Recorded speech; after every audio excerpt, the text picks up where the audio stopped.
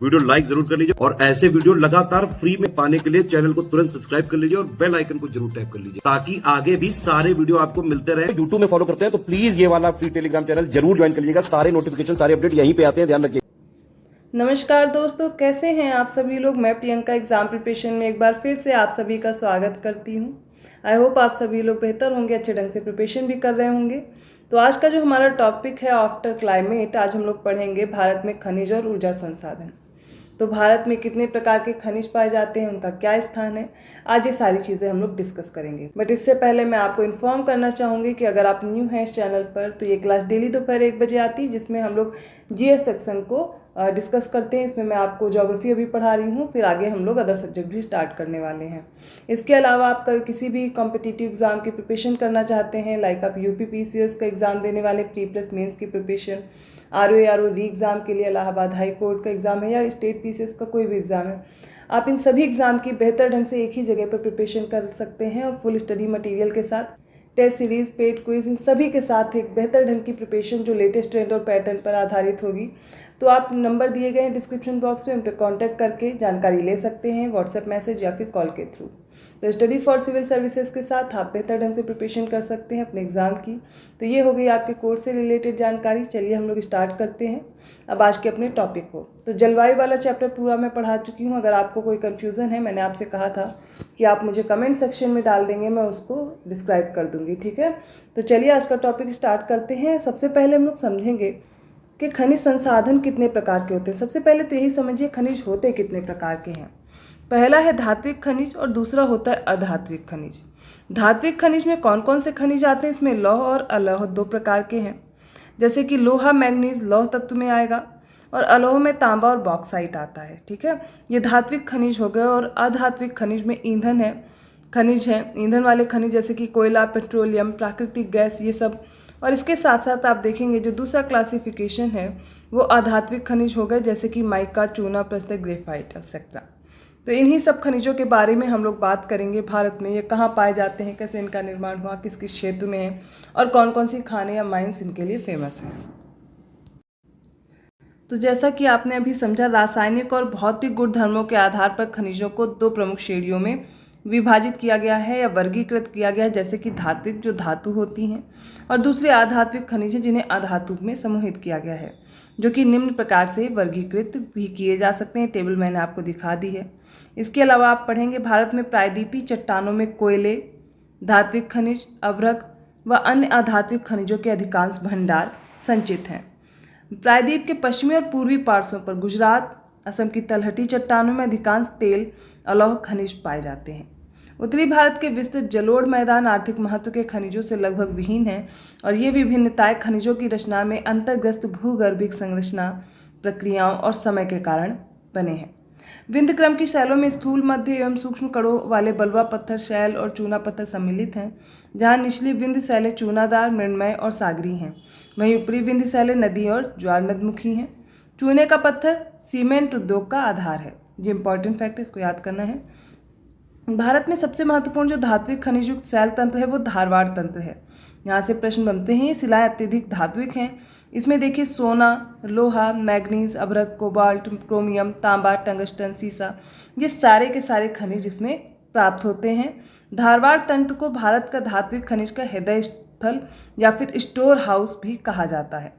भारत में दक्षिण पूर्व में उत्तर पूर्वी पठारी पट्टी में खनिज प्राप्त होते हैं और भारत में दक्षिण पूर्व में उत्तर पूर्वी पठार पट्टी में खनिज संसाधनों के सबसे बड़े भंडार पाए जाते हैं।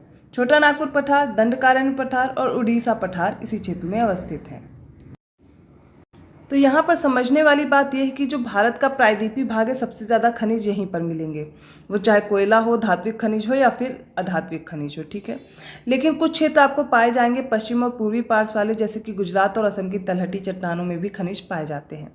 अब कौन कौन सी देखिए, जैसे कि विंध्यन क्रम की चट्टानें हो गई, यहाँ पर बलुआ पत्थर, शैल, चूना पत्थर, ये सारी चीज़ें मिलेंगी।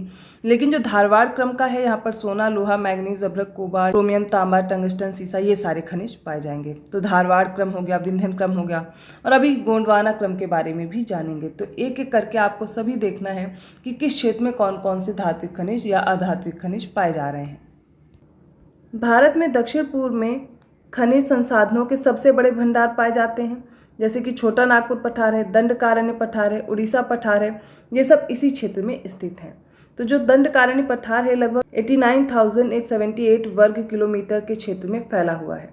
इसके अलावा आप देखेंगे इसका विस्तार उड़ीसा, कोरापुट और कालाहांडी जिला जो है वहाँ तक, छत्तीसगढ़ में बस्तर जिले तक, आंध्र प्रदेश के पूर्व में गोदावरी वाले क्षेत्र में और विशाखापट्टनम और श्रीकाकुलम जिले तक ये फैला हुआ है। जमशेदपुर को खनिज संपदा में समृद्ध होने के कारण भारत के स्टील शहर या फिर पिट्सबर्ग भी कहा जाता है। हीरा कार्बन का सबसे शुद्ध अपरूप होता है। हीरा उत्पादक प्रमुख क्षेत्र कौन कौन से? पन्ना है जो कि एमपी में है, गोलकुंडा जो कि आंध्र प्रदेश में है, रायपुर और गरियाबंद जो कि छत्तीसगढ़ में है। इन क्षेत्रों में हीरा जो है यहाँ पर उत्पादित किया जाता है। देखिए इसमें जो मैं भी पढ़ती जा रही हूँ सारे फैक्ट्स हैं जो आपको लर्न करने हैं। यहाँ पर कुछ भी आपको एक्सप्लेन करने का आएगा तो मैं कोशिश करूँगी कि आपको मैप के जरिए से ज़रूर समझाऊँ, लेकिन यहाँ पर ये चीज़ें आपको याद करनी इसलिए मैं उनको रीड कर रही हूँ। सबसे पहले आप समझिए धात्विक खनिज। तो धात्विक खनिज में भी दो क्लासिफिकेशन थे, पहले तो लौह तत्व, दूसरे अलौह वाले। तो इसमें सबसे पहले लौह अयस्क के ही बारे में हम लोग पढ़ने वाले हैं। तो जो भारत में लौह अयस्क के प्रचुर संसाधन हैं, तो यहाँ पर आप देखेंगे यहाँ एशिया के विशालतम लौह अयस्क आरक्षित हैं। हमारे देश में इस अयस्क के दो प्रमुख प्रकार पाए जाते हैं, जैसे कि हेमेटाइट और मैग्नेटाइट। इसकी उच्च गुणवत्ता के कारण वैश्विक स्तर पर इसकी मांग बहुत अधिक है और लौह अयस्क के कुल आरक्षित भंडारों का लगभग जो 95% भाग है वो हमारे यहाँ उड़ीसा, झारखंड, छत्तीसगढ़, कर्नाटक, गोवा, आंध्र प्रदेश और तमिलनाडु राज्यों में पाया जाता है। तो सबसे पहले ये याद रखना है कि हमारे यहाँ जो लोहे में पाए जाते हैं अयस्क वो हेमेटाइट और मैग्नेटाइट हैं। ये उच्च गुणवत्ता वाले होते हैं और इसीलिए इसकी डिमांड भी बहुत ज़्यादा है। अब देखिए जो इसका 95% लोहे अयस्क का या लौह अयस्क का भाग है वो ज़्यादातर आप देखेंगे उड़ीसा, झारखंड, छत्तीसगढ़, फिर कर्नाटक, गोवा, आंध्र प्रदेश और तमिलनाडु राज्यों में। लेकिन अब इन राज्यों में भी स्पेसिफिक कुछ क्षेत्र हैं जहाँ पर ये पाए जाते हैं, जैसे कि उड़ीसा में लौह अयस्क आप देखेंगे सुंदरगढ़ हो गया, मयूरभंज मोस्ट इंपॉर्टेंट है, झार स्थित पहाड़ी हैं, इन श्रृंखलाओं में पाया जाता है। और यहाँ की जो महत्वपूर्ण खदानें हैं उनका भी नाम सुन लीजिए, उनको भी याद कर लीजिए, जैसे कि गुरु महिसानी, सुलायपत, बादाम पहाड़ जो कि मयूरभंज में है, किरबुरु ये केंदुझार तथा बोनाई सुंदरगढ़ है। तो ये इंपॉर्टेंट क्षेत्र भी आपको याद रखने हैं। झारखंड की ऐसी ही पहाड़ी श्रृंखलाओं में कुछ सबसे पुरानी लौह अयस्क की खदानें हैं तथा अधिकतर लौह और इस्पात संयंत्र इसके आसपास ही स्थित हैं, जैसे कि नोवा मंडी और गुआ जैसी अधिकतर महत्वपूर्ण खदानें पूर्वी और पश्चिमी सिंहभूम जिलों में स्थित है। यह पट्टी और आगे दुर्ग, दंतेवाड़ा और बैलाडीला तक विस्तृत है। फिर इसके आगे देखिए डल्ली तथा दुर्ग में राजहरा की खदानें देश की लौह अयस्क की सबसे महत्वपूर्ण खदानें हैं। कर्नाटक में लौह अयस्क के निक्षेप बल्लारी जिले के संदूर होसपेटे क्षेत्र में और चिकमंगलूर जिले की बाबा बुदन पहाड़ियों और कुद्रेमुख, शिवमोगा, चित्रदुर्ग और तुमकुरू जिलों के हिस्से में पाए जाते हैं। देखिए अब आप सोचिए मैं रीड कर रही हूँ, इसका मतलब ये नहीं कि आप प्रिपेयर नहीं करेंगे। यहाँ पर जानते हैं कैसे आएगा प्रश्न, आपको इन कुछ खदानों के नाम दे करके लौह अयस्क के साथ मैच करने को आएगा। अब उसमें देखिए अलग अलग क्षेत्र दिए जाएंगे। अब आपको जब पता होगा कि ये जो क्षेत्र है लौह अयस्क के लिए फेमस है या किसी और अयस्क के लिए, तो इसके लिए आपको पूरी चीज़ें ध्यान से देखनी है, इन जगहों को देखना है, जैसे कि उड़ीसा में कौन कौन से क्षेत्र हैं जो लौह अयस्क क्षेत्र में आते हैं, या फिर आगे हम लोगों ने झारखंड का पढ़ा, छत्तीसगढ़ में देखिए। तो इन जगहों को आप नोट कर लीजिए एक जगह राज्य डाल करके और उनकी कौन कौन से क्षेत्र हैं। तो ये नोट्स आप जरूर प्रिपेयर कर लीजिए। इसके अलावा जो लौह अयस्क है महाराष्ट्र के चंद्रपुर, भंडारा और रत्नागिरी जिले, तेलंगाना के करीमनगर, वारंगल जिले, आंध्र प्रदेश के कुर्नूल में कुडप्पा तथा अनंतपुर जिले, तमिलनाडु राज्य के सेलम, नीलगिरी जिले लौह अयस्क खनन के अन्य प्रदेश हैं। गोवा भी लौह अयस्क के लिए महत्वपूर्ण उत्पादक राज्य के रूप में उभर रहा है और भारत में लौह अयस्क प्रमुख रूप से धारवाड़ शैल तंत्र में पाया जाता है। अगर आपसे पूछा जाएगा लौह अयस्क प्रमुख रूप से किस शैल तंत्र में पाए जाते हैं, तब धारवाड़ आंसर करेंगे। और धारवाड़ शैल तंत्र भारत में पाई जाने वाली आर्थिक दृष्टि से सबसे महत्वपूर्ण शैलें हैं। छत्तीसगढ़ के बस्तर जिले में स्थित बैलाडीला खान, इससे सबसे उत्तम कोटि का जो लौह अयस्क जो कि हेमेटाइट और मैग्नेटाइट हो गया, ये लौह अयस्क का उत्पादन होता है। और बैलाडीला खान भारत की सबसे बड़ी मशीनीकृत खान है। यहाँ से उत्पादित लौह अयस्क को विशाखापट्टनम बंदरगाह से जापान को निर्यात किया जाता है। फिर एक कुद्रेमुख, ये कर्नाटक की प्रसिद्ध लौह अयस्क खान है। कर्नाटक में अधिकांशतः मैग्नेटाइट लौह अयस्क पाया जाता है। और राजस्थान के उदयपुर जिले में स्थित नाथरा की पाल और थूरहुंडेर क्षेत्र लौह अयस्क के लिए प्रसिद्ध हैं। भारत में लौह अयस्क के कुल आरक्षित भंडारों का लगभग 95% भंडारण उड़ीसा, झारखंड, छत्तीसगढ़, कर्नाटक, गोवा, आंध्र प्रदेश और तमिलनाडु में संचित है। देखिए, अगर आप चाहते हैं बहुत बड़े बड़े से नोट्स ना प्रिपेयर हो जाए फिर से बुक की तरह, तो आप सिंपल से एक काम कर सकते हैं, मैप बनाइए। मैप में आपको मैंने पहले ही दिन की जो क्लास थी, ठीक है, पॉलिटिकल व्यूज ऑफ इंडिया का बताया, तो मैंने कहा था आपको 28 राज्य प्रिपेयर करने हैं मैप में और उनकी आपको कैपिटल। तो आपको ये तो पता है ना, अब 28 राज्य अगर भारत के मैप में कहीं आपको दिखाने हो वो तो दिखा सकते हैं ना कि छत्तीसगढ़ कहाँ है, झारखंड कहाँ है, ये आपको पता है, अब वो बनाना नहीं पड़ेगा बार बार। लेकिन वहाँ पर कौन कौन से लौह अयस्क क्षेत्र हैं वो आप पॉइंट बना बना के वहाँ पर लिख सकते हैं, ठीक है। जो खाने हैं, जैसे कि कर्नाटक में आपको दिखाना है कुद्रेमुख, तो कुद्रेमुख कर्नाटक वाले राज्य में आप मेंशन करके वहाँ पर कुद्रेमुख लिख लीजिए लॉयस डाल के। जैसे कि हम लोग हाई स्कूल 10th में जैसे आपने पढ़ा है, 11th 12th जो भी आर्ट साइड के बच्चे हैं, तो मैपिंग वाली क्लासेस होती थी, 6th क्लास से स्टार्ट हो जाती है। अगर आपने ढंग से पढ़ा है तो मैपिंग कराई जाती थी, और अगर नहीं पढ़ा है, क्योंकि सोशल स्टडीज़ या सोशल साइंस वाला सब्जेक्ट हम लोग के लिए बहुत बोरिंग हुआ करता था, तब ध्यान नहीं देते थे, इसीलिए आज पढ़ना पड़ रहा है। तो क्या कर सकते हैं आप, शॉर्ट नोट्स ऐसे ही प्रिपेयर करेंगे मैप के फॉर्म में। चलिए आपकी थोड़ी सी मेहनत कम कर देते हैं। किस तरीके से, ये लिस्ट प्रिपेयर करके आप देख सकते हैं कि प्रमुख लॉ अयस्क क्षेत्र कौन कौन से हैं। तो इम्पॉर्टेंट राज्य हमने डिस्कस किया था, उड़ीसा, छत्तीसगढ़, झारखंड, कर्नाटक, महाराष्ट्र, तमिलनाडु, आंध्र प्रदेश, तेलंगाना, गुजरात, राजस्थान। इन क्षेत्रों में लौह अयस्क के भंडार हैं, ठीक है। अब लौह अयस्क के क्षेत्र इन राज्यों में भी कौन कौन से, वो लिस्ट बना लीजिए अगर आप मैप नहीं बना पा रहे। तो उड़ीसा में है गुरु महिसानी, सुलेपत, बादाम पहाड़, किरुगुरु, बांसपानी, ठकुरानी, कुरुबंद, फिलोरा, दैत्री, सुकिंदा, टोमका, अमरकोट और चिमरा। देखिए कितने बढ़िया बढ़िया नाम हैं, बहुत आसानी से याद हो जाएंगे, 2-4 बार पढ़ेंगे। थोड़ा इंटरेस्टिंग नेम भी हैं। कोई लोग ये मत कहिएगा मैम बोरिंग लग रहा है, याद तो करना है ना, तो इंटरेस्टिंग बोलिए। फिर छत्तीसगढ़ में देखिए दल्ली राजहरा है, बैलाडीला है, अरीडोंगरी है, दंतेवाड़ा है, बस्तर और बिलासपुर है। ऐसा नहीं है आप पहली बार सुन रहे हैं, अगर आपने ज्योग्राफी पढ़ी है नाम सुने होंगे 1-2 बार, पर ये किस लिए फेमस है ये भी तैयार कर लीजिए। जैसे झारखंड में नोवामुंडी, गुआ, पलामू और सिंदूरपुर है। कर्नाटक क्षेत्र यहाँ पर बेल्लारी जो कि विजयनगर में है, शिमोगा, चित्रदुर्ग, कुद्रेमुख, बाबा बुदन, तुमकुर, बीजापुर और संदूर माफ़ कीजिएगा। तो इन जगह पर कर्नाटक वाले जो क्षेत्र हैं, ये कर्नाटक में क्षेत्र पाए जा रहे हैं जहाँ पर लौह अयस्क पाया जाएगा। महाराष्ट्र में रत्नागिरी और चंद्रपुर है, तमिलनाडु में नीलगिरी, सेलम है, आंध्र प्रदेश और तेलंगाना का क्षेत्र देखिए वारंगल, कुर्नूल, जगैयापेटा, रमल्ला कोटा, वेलदुर्थी, बेय्याराम, अनंतपुर और नेल्लोर, ये सारे क्षेत्र। गुजरात में भावनगर, नवानगर, पोरबंदर, जूनागढ़, वडोदरा और खंडेश्वर। राजस्थान में उदयपुर है, थूर है, हुंडेर है, नाथराकी, पाल है। तो ये प्रमुख लौह अयस्क क्षेत्र हैं। 2-4 बार इस लिस्ट को पढ़िए और राज्यों में आप देखिए कौन कौन से क्षेत्र आ रहे हैं जो लौह अयस्क के लिए फेमस है, इनको भी याद कीजिए। अगला धात्विक खनिज तांबा है।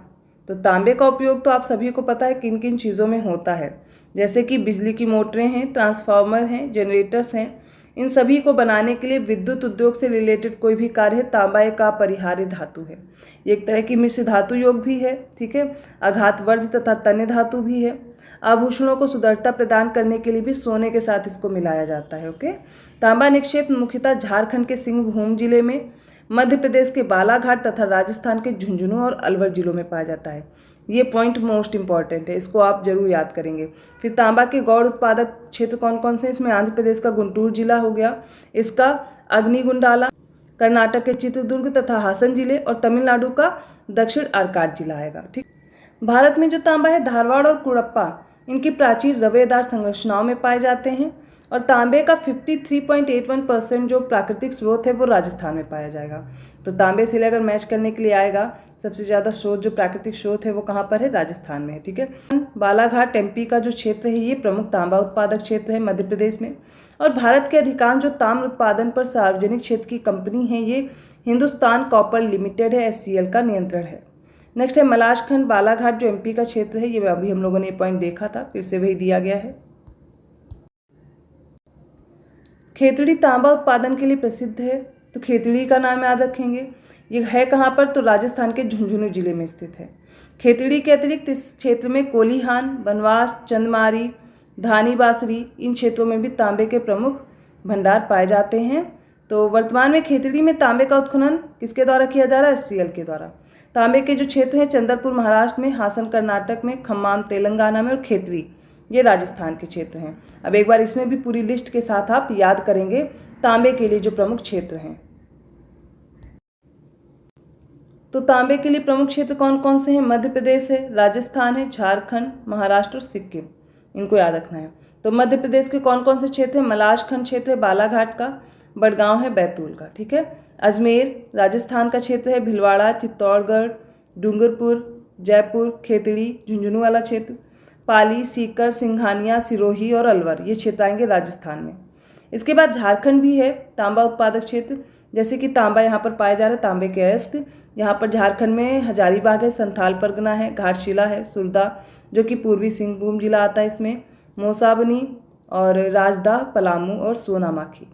महाराष्ट्र का तलोजा होगा, ठीक है। सिक्किम में डिक्यू, गिस्नी, भोटांग, रोटोक, जुगडुमू और सिरबोंग, ये सारे क्षेत्र आते हैं तांबा उत्पादन के लिए। तो अभी धात्विक खनिज हम लोग पढ़ रहे हैं, इनको आगे कंटिन्यू करेंगे। तो खनिज से रिलेटेड जो भी चीज़ें हैं वो आगे हम लोग डिस्कस करते रहेंगे। ये आज पहली क्लास है, इसके आगे भी हम 1-2 क्लास में पूरा कवर कर लेंगे। इसके बाद अब 4 से 5 क्लास आई थिंक लगेंगी, या जो भी क्लासेस हैं बहुत जल्दी अब आपका 1 हफ्ते के अंदर ये पूरा इंडियन ज्योग्राफी कवर हो जाएगा। तो आपको क्या करना है, पिछली जितनी भी प्लेलिस्ट में क्लासेस ऐड की गई हैं उन सबको एक साथ देखते रहिए, और क्या करिए जो पिछली क्लासेस और भी हो चुकी हैं, जो topic wise day wise series चल रही थी, उनको भी फॉलो कीजिए, आपके लिए हेल्पफुल रहेगा। किसी भी एग्जाम की आप प्रिपरेशन कर रहे हैं, जीएस सेक्शन आपके लिए इंपॉर्टेंट हो जाता है। तो ऐसे ही टॉपिक के साथ मैं मिलती हूँ अगली क्लास में। आपको वीडियो को लाइक करना है, चैनल को सब्सक्राइब करना और लोगों को शेयर भी कीजिए। ज़्यादा से ज़्यादा हमें सपोर्ट करते रहिए, इसी तरह मैं और कंटेंट के साथ आपके समक्ष आती रहूँगी। तो मिलती हैं अगली क्लास में, तब तक के लिए धन्यवाद।